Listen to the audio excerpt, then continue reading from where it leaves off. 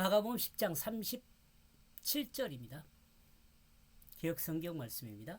여짜오되 주의 영광 중에 우리를 하나는 주의 우편에 하나는 좌편에 앉게 하여 주십시오. 그리하여 그들은 그 자신에게 말했다. 예수님이죠. 자신은 너희들은 나의 어떤 모습을 예상하느냐라는 질문에 제자들은 답합니다. 이 제자들의 대답 속에 예수님에 대해 제자들이 어떻게 생각하고 있는지를 설명하고 있습니다. 당신은 우리에게 주라. 당신은 우리에게 주셔야 한다. 이는 명령형입니다. 제가 번역하면서 이 따옴표를 붙이는 것은 명령형을 표현하는 말입니다. 그러므로 꼭 주셔야 한다는 것으로 강조하여 말하고 있습니다. 예수님의 제자들은 예수님을 어떻게 생각할까? 하나는 당신의 우편에 그리고 하나는 좌편에. 우리는 여기서 제자들이 예수님을 세상의 위정자들과 같이 이해하고 있다고 단정할 수는 없습니다. 그러나 다음 문맥을 보면 제자들이 예수님을 세상의 위정자와 똑같이 이해하고 있다고 예수님께서 지적합니다.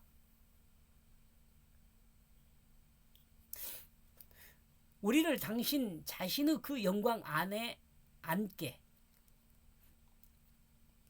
야고보와 요한은 예수님께서 갖는 영광에 동참하기를 원하고 있습니다. 그런데 이 영광은 세상의 군왕들이 취하는 영광을 이야기하고 있습니다. 그러나 예수님께서 취하는 영광은 세상과 군왕들이 취하는 영광이 아닙니다.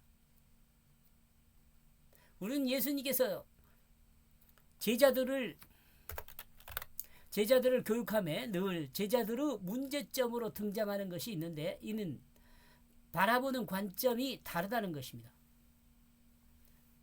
예수님이 바라보는 관점과 제자들이 바라보는 관점이 다르다는 것입니다. 관점은 눈에 보이는 것에서 출발하는 것이 아니라 관점은 눈에 보이는 것에서 출발하는 것이 아니라 내적 가치관에서 출발합니다. 눈에 보이는 것을 해석할 때 사실을 받아들이는 것이 아니라 내 안에 있는 가치관을 따라 받아들이기 때문에 실제적 사실이 굴절될 수 있다는 겁니다.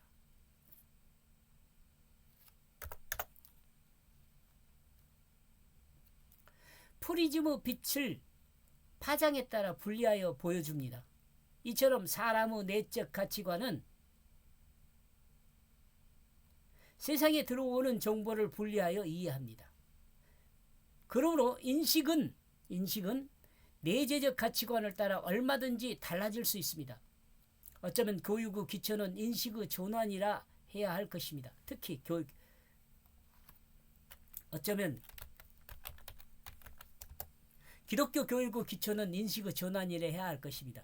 그걸로 온전한 가치관이 있다면 세상의 정보를 온전하게 이해할 수 있지만 불확실한 가치관이 있다면 그는 정보에 대한 인식을 정확히 할 수가 없습니다. 예수님이 제자들을 가르침에 있어 가장 중점을 두고 있는 것이 관점의 전환입니다.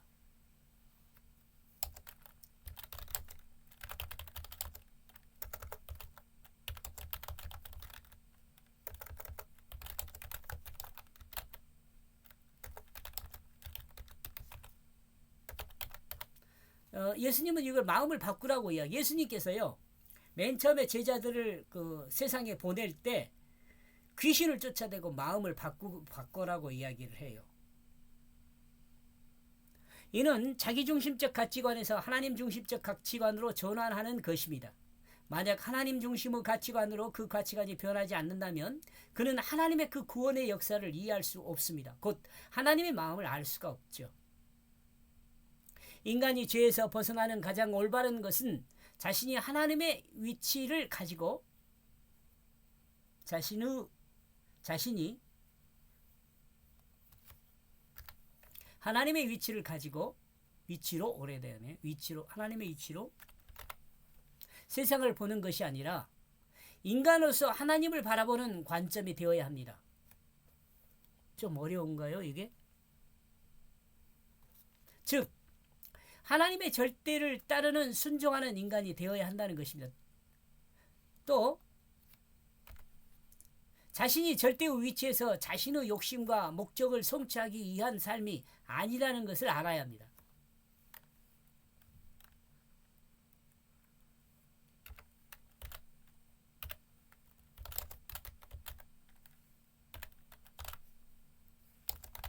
알아야 합니다.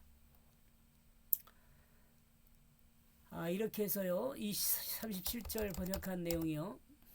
그리하여 그들은 그 자신에게 말했다. 당신은 우리에게 주라. 하나는 당신의 그 우편에, 그리고 하나는 좌편에. 우리를 당신 자신의 그 영광 안에 앉게. 우리를 당신의 영광에 동참하게 해 주십시오라고 말을 하고 있습니다. 여기까지 보겠습니다. 고맙습니다.